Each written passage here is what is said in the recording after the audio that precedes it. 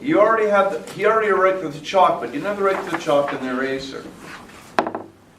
If you ask the question, think this through very slowly.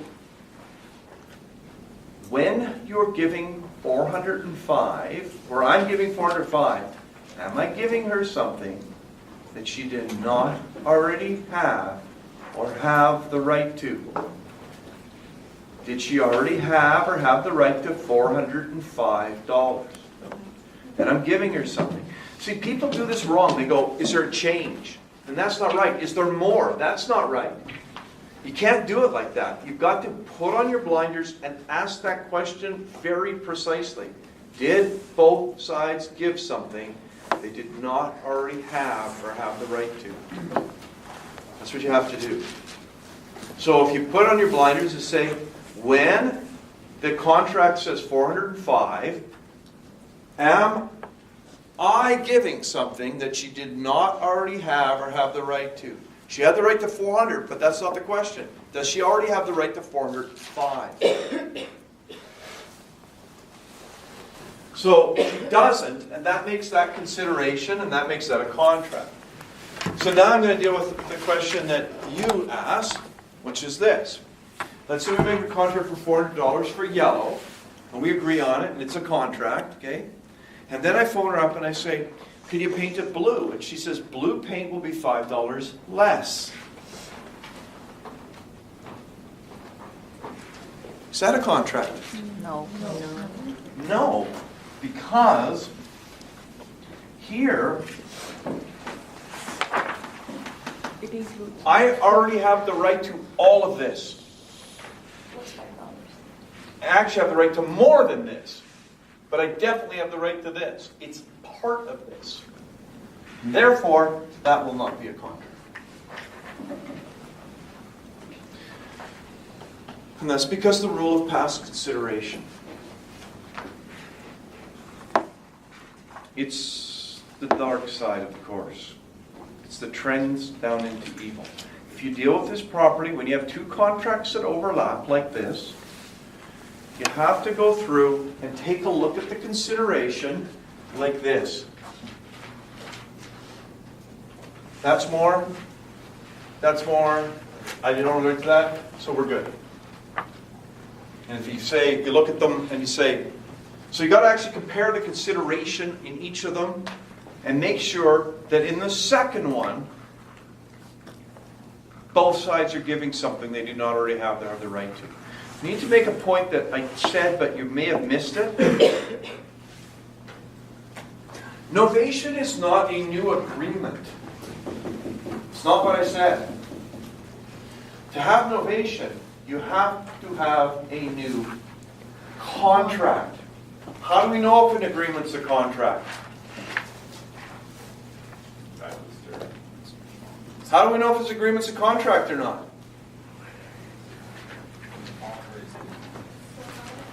Yeah, you got to go and look at these elements and make sure they're there.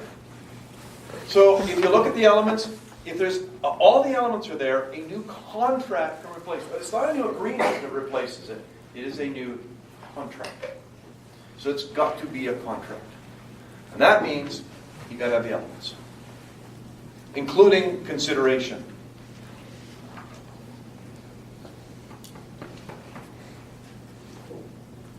We will practice this later. Now I can finally teach you what I had to bypass an hour ago to get to.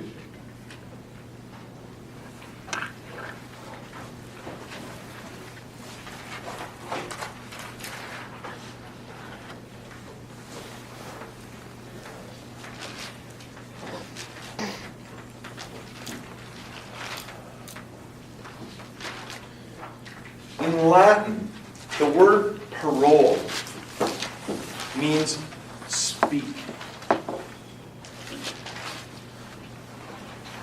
So there's something that's called the parole evidence rule. And it deals with speaking.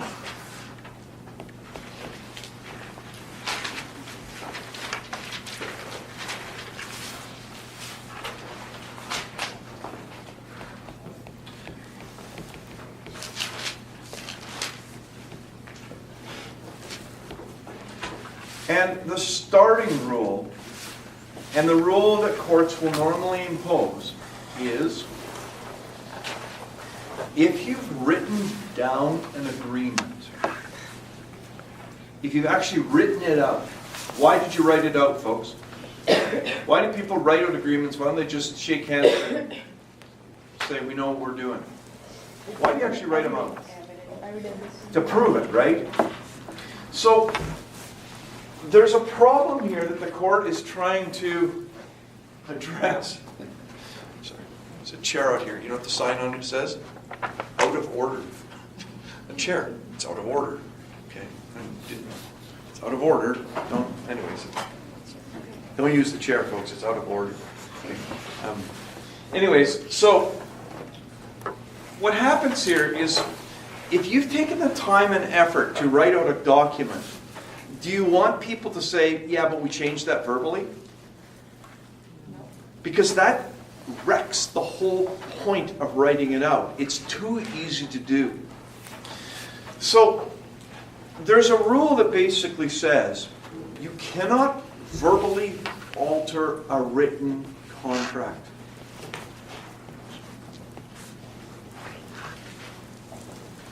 You cannot verbally alter a written contract.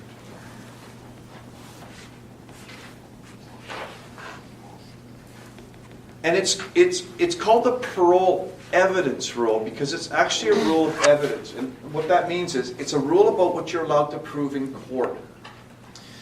So the parole evidence rule starts like this. We have a dispute on a contract, okay? Let's say you and I have a dispute on a contract. And we go to court. The judge will say, was it in writing? I will say, yes, it was. The judge will say, show it to me. I will read it. And then you will say, no, but wait a minute. We said. The judge will say, sit down and shut up. You cannot talk to me about what was stated when there's a written contract. That's the parole evidence rule. You understand it? And I'm going to look at the written document and determine if there was breach. That's kind of a good rule because it prevents people from lying or making up things. You've written it down, that's the deal. Do you see that? However, there are a number of circumstances in which if that were the only rule, it would lead to something that is legally wrong. And one of them is this.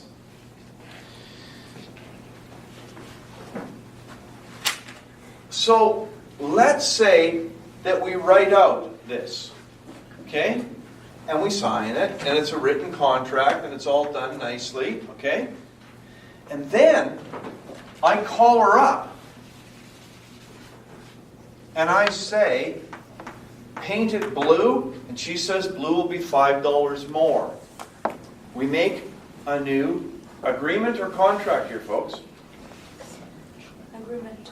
Is that an agreement or a contract? Contract. Why? I was right. It's got new consideration, right? So what will happen is we'll go to court and we'll fight about it. Let's say we have a dispute about it. We go to court. The question will be asked, is there a written agreement? Is there one? Yeah. You're going to go, oh, show it to me. Judge will look at it. It says yellow. Did the room get painted yellow? I'll say, no, wait a minute. But we said, judge will start with this. You cannot talk to me about what was said as it's a written contract. But the parole evidence rule has exceptions. And they're important. Because I will say, wait a minute. I want to prove that there was a verbal contract. And what happened to this? It's the proper word is ended by. It's ended by novation. You cannot look at this legally and assess this without knowing that there's a new agreement. And the judges say, so you want to prove that there was a verbal new contract that replaced it, so I shouldn't be looking at this anymore? The answer is yeah, that's what I want to show. And then the judge will let you prove it. So if I say, here's what was said, and they say, yeah, that was said, and the judge says, okay, that's proven now. Then they'll say, so I shouldn't be looking at this. So the parole evidence rule is a rule that states when a contract is written, you cannot verbally alter it. But there are a few exceptions. So it basically says you can't talk about what was said when there's a written contract. One of the exceptions is to prove that this written thing got ended by a verbal contract. So this isn't the deal, this is. You can't apply this when it ended by that. See that? There are other exceptions.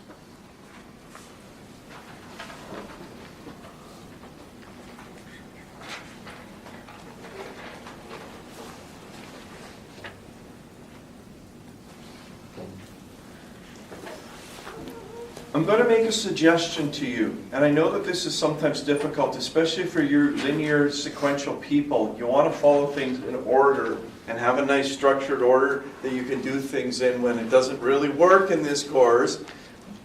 But I know how exhausting this is. What we've just dealt, it's the hardest thing. Most of you will have, okay, I think I get it, but you got to really sit down and walk your way through it a bit before you understand it. And I don't want to add a ton of complexity to what we've already learned tonight. Because you'll just go home and go, I give up. Right? And I don't really want you doing that. So here's what I'm going to propose. Let me teach you the rest of the exceptions to the parole evidence rule next week, but you have to remind me about that. We're not leaving, by the way. Don't get the wrong idea. I just want to deal with some simpler concepts before going on. You understand? Okay. So make a little note to remind me next week to talk about the rest of the exceptions.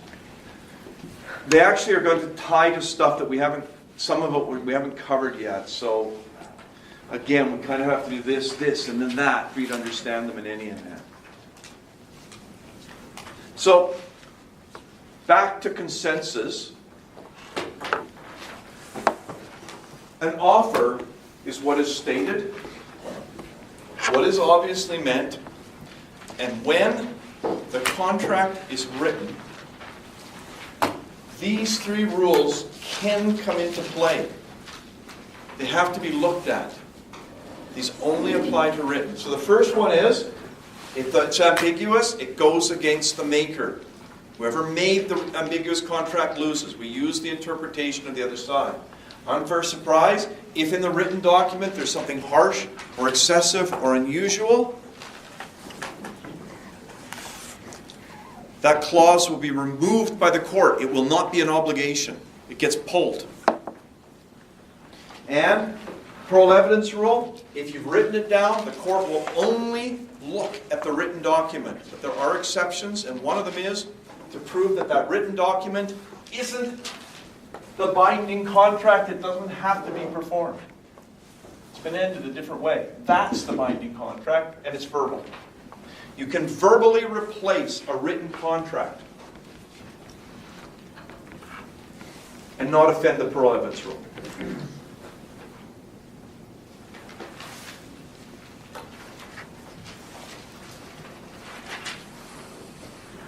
One of the great things about having to deal with this is we've basically dealt with consideration. What I talked to you about, there's not a lot to add. There's a couple of things that I want to deal with. And the first one is, it's not get. And you're going to go, well, if one side's giving, the other side's getting, right? So aren't they the same things? No. Watch this.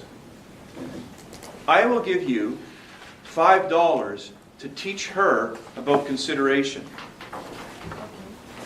Deal? Okay. What am I giving? What am I getting? I still have to teach you. What am I getting, folks? I'm not getting anything. You're getting something out of the deal. I'm not. But if we ask, are we giving? What's she giving? The time and effort to teach her something. What am I giving? $5. We got consideration. Give works, get doesn't always. And if you put get on your test, I'm marking it wrong.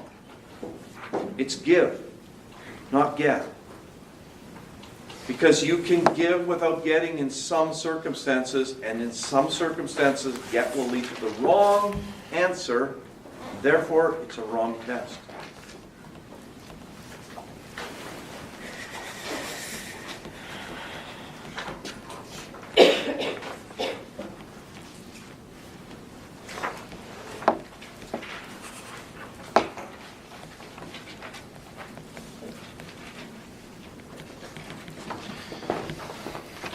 Are you ready? Will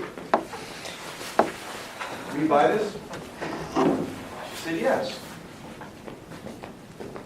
Do we have a contract? No. Why not? No money,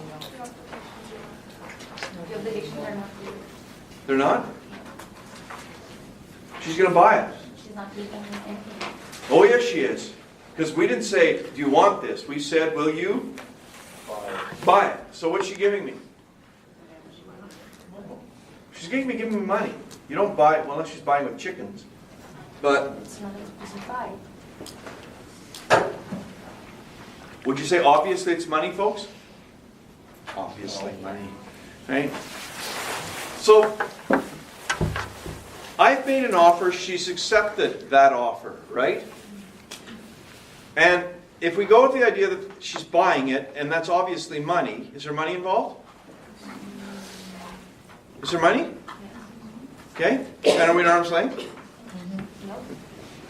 So, are we at arm's length? This is arm's length, not friends or family. She's not friend or family. Therefore, we are at arm's length. Right? Remember how hard I worked? Who did I have to push around? Who was it? He wouldn't come back?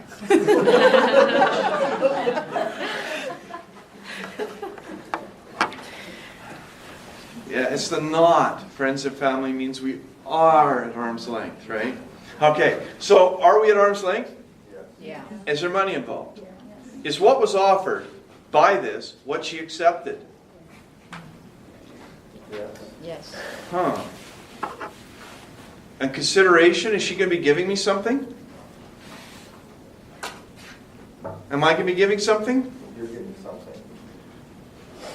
So we have a problem here because you know that won't work. Well, why won't it work? You don't know what you're Yeah. So why that isn't a contract is because will you buy this is not an offer.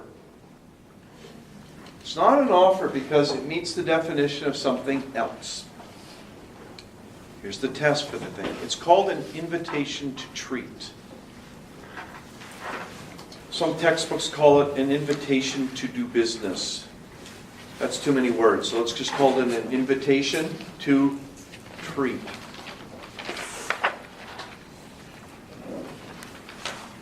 Here's the test.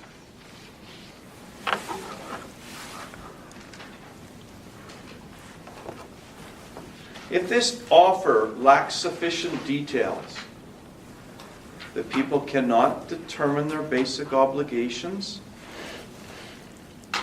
it is not an offer. It's an invitation to treat.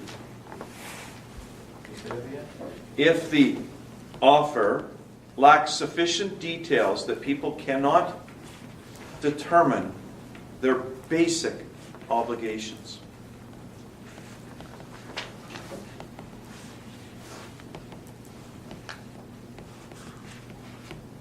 it is an invitation to treat. You got to be aware of the fact, though, that it doesn't always just have to be here. There has to be a way, somehow, to determine the basic obligations using a legal rule. Okay? So there could be a rule that sometimes fixes it. But in this case, there isn't. So if an offer lacks sufficient details that people can't determine their basic obligation, can you say obviously, for example, you're going to be paying $5 for that? No. Obviously doesn't fix it, right? There's no obvious amount for a used chalkboard, even one that I've touched.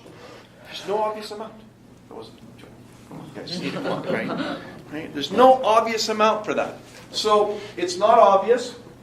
It's not stated. None of these rules fix it because it's not even a written thing. There's no way to determine basic obligations. That is not a contract. Sometimes invitations to treats are ads that say, come on down, make us a deal, right? There's sometimes make me an offer. That's sometimes what they look like. So if I put out a sign in front of my house and I put a lawnmower and it said for sale, and you walk up to the door and say, I'll take it, right? Do we have a contract? No. What's for sale mean? I mean, it's available. So what am I asking you to do? Offer. Make me an offer, right? That's an invitation to treat. You can't accept an invitation to treat because you have to accept an offer, and an invitation to treat is not one. Got it? So to be an offer, people have to be able to determine their basic obligations. You with me so far? However, there's this concept that is quite important in many businesses, and it's called quantum meruit. Quantum is spelled like the leap, or quantum mechanics. Meruit is spelled like Meruit, which I better write out.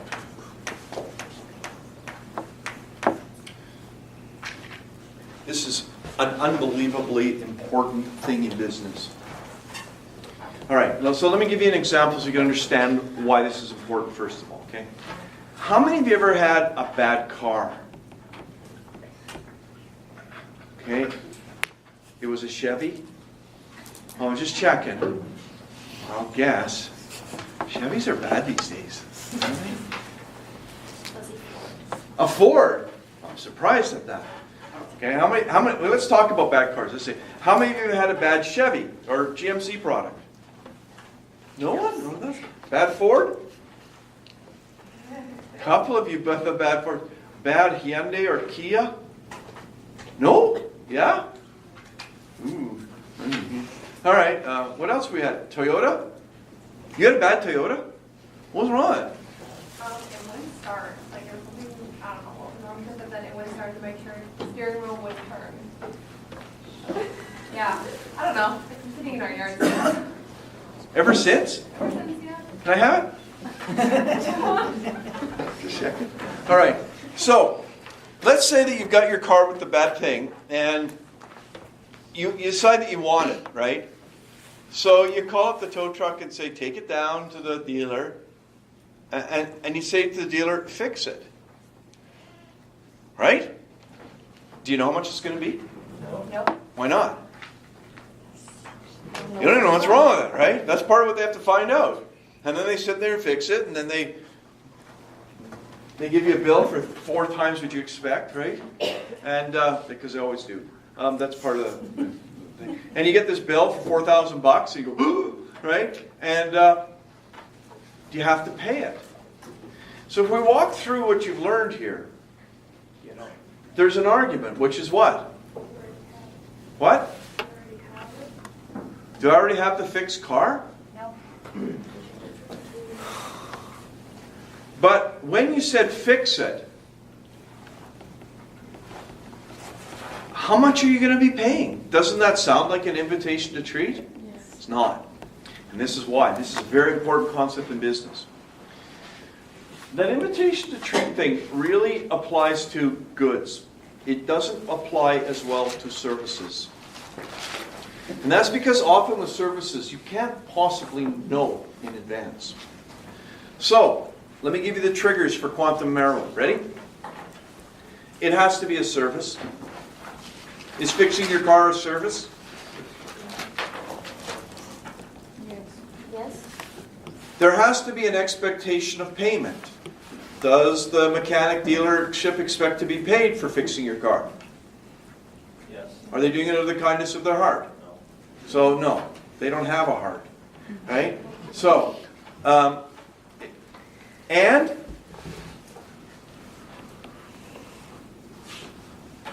Service, reasonable expectation, and no price discussed. If there's a price discussed, we don't have to worry about this. If they say it'll be this much, we don't need quantum merit. But when there's no price discussed, which could happen with you, right? Because they don't know how much it's going to be, so they don't have a price. You with me on that? Okay. Service, reasonable expectation of payment, no price discussed. When they have that, you've triggered this concept of quantum merit. And what that allows the person who is doing the service to do is charge you a reasonable amount in the industry, in the area. As long as their bill is within the reasonable amounts in the industry, in the area, you must pay it. Even though you never knew how much it was going to be. So, how much per hour, say, is it to get a car repaired in Brandon, folks? What's at the low end? How much would be at the low end of a... 95 an hour. That'd be low? Yeah, high. Holy shit, I'm not getting mine fixed. I'm just going to replace it. I think mine's worth about 3 hours. Okay. Any lower than that? Maybe an apprentice for like $70 an hour. Where? An apprentice working under a mechanic, depending on how they charge. Okay, I'll take it. Cable's usually 40. What? Like if you're paying somebody cash, it's usually 40. Okay. But this isn't, it's a dealership, so let's say that it's like 70 to, what's the high end? It's Murray Chevrolet's, by the way, just in case you want to know. Go where he said. 110. What? 110. How much is Murray Chevrolet's? 110. Okay, that's the high end. So, as long as the bill is in that range, if they try and charge you $200 an hour, you don't have to pay that amount. But you still have to pay a reasonable amount of the industry in the area. And this is an important concept because there's many services that people do, they can't possibly know in advance. And you still have to pay the bill. And sometimes people will say, we don't have a contract because I never agreed to that amount. Yeah, you did. You agreed to having the car fixed. And quantum merit fills this in. And the problem with quantum merit, Anna, this is for you, it doesn't go here. It doesn't go here. Where does it go? Is it consensus or is it consideration? It creates the deal that you've agreed to, so it's consensus. It's also what you're giving, so it could be consideration. And this is why it doesn't matter where it goes. It's a rule you have to use when you have the triggers. It fills it in. Right? So if you have a service and no price discussed and an expectation of payment, reasonable amount in the industry in the area. How many of you ever babysat? Put up your hands if you've ever babysat. Okay? By the way, if you're thinking your own kids, you do not babysit your own kids. That's called parenting. Okay? That's a different concept entirely. Okay? You don't babysit. So, let's just find out. Who got the worst deal when they babysat? Who got who thinks they had the worst story ever? Or they got they babysat for 4 days and somebody gave you a cheeseburger, something. How many of you anybody got the worst deal? Worst? It's got to be someone with a bad deal. No one's had a bad deal. Yours? How much was it? I used that for a full weekend and only got $20. $20 for the weekend. Anybody beat that? Anybody had a worse deal than that? I got $10 an hour for looking after kids who would take the ladder out and climb up on the roof and play on the roof of the house. Let them. Problem solved. Right? All right. I don't think that's necessarily, that was a bad experience, but I don't think it was necessarily a worse deal, okay? So, let's talk about the highest you've got. Who's gotten something stupidly high amount? We're trying to establish the range in the industry, in the area. Anybody got a high amount? Nobody? What's the highest you ever got? Most. Somebody has to have beaten $20 a weekend. What? Sorry? Does it have to be kids? What, dogs? Well, I looked at. Yes, it has to be kids. I'm just What do you asking. think of dogs? That's dog sitting. 200?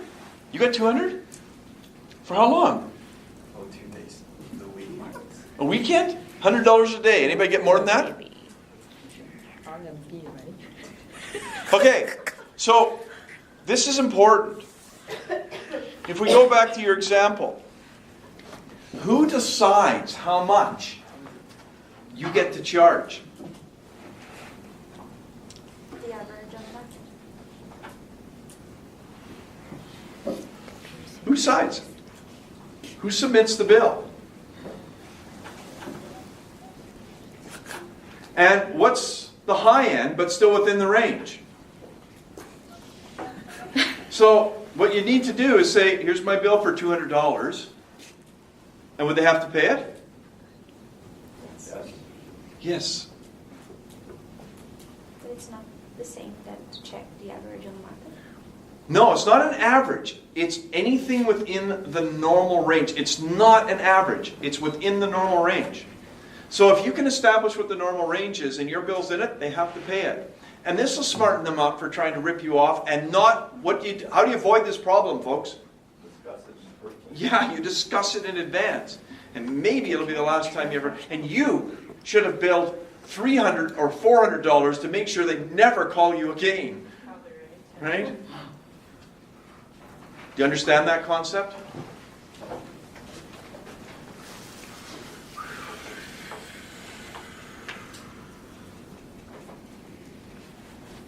I'm guessing, just a pause on that, I'm guessing that's why dealerships will call you if they find something now instead of just assuming you want it fixed, because it wasn't discussed.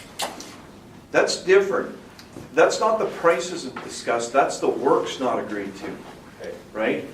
So if they do something, by the way, if they do it and you let them do it, and you come there and they say, or even if you don't know it, and you say, what do you mean you put an alternator in my car? I never authorized that. They said, well, we figured you need one. Do you get to take the car home with the alternator when it wasn't discussed at all? No. If you take the car, you're accepting their offer and they can use Quantum Merit to charge you. So you can make them take it out, Okay. right? And say, there's nothing for us to pay for. But if you let them, you got Quantum Merit happening. They performed a service with an expectation of payment, no price discussed. You've taken that service, you have to pay. But you can't ask them to take it back out. And they don't want that, because people are tending to do that more and more. Forget that, I'm not paying that. What if they did something irreversible? Like painted something you didn't want painted. If you're only your unpainted, you painted your fenders too. You don't have to pay for that, you never agreed to it. There's no contract. And if they can't reverse it and you didn't agree to it, I think a court would come to the conclusion that there is no contract for that. And they can't fill that in with, like, you didn't agree to anything, right? So it basically becomes a gift. Don't do that.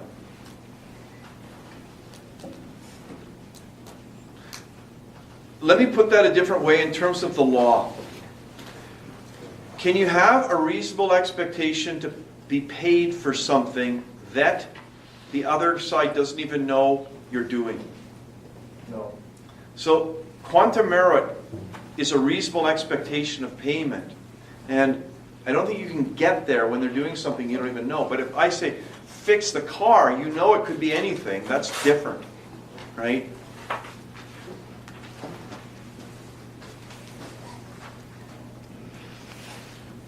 This other concept we need to deal with is called a unilateral contract. This is kind of a very special case. It doesn't really change the rules, but it'll help you understand this specific situation. So I know that you people really like drawing, so I'm going to draw this for you.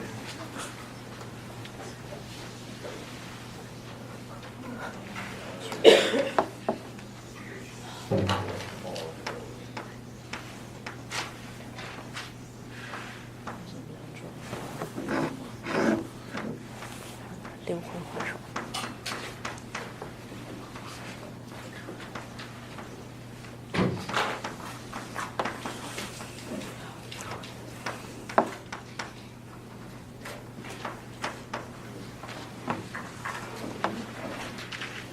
I think I'll leave that there for the next class.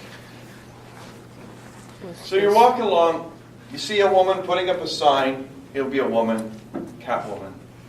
It has multiple readings, okay? And the sign, $100 for the lost cat. Tiny. Is that an offer? Yes. So can you walk up to her and say, I'll take the deal. Give me the $100, I'll find your cat.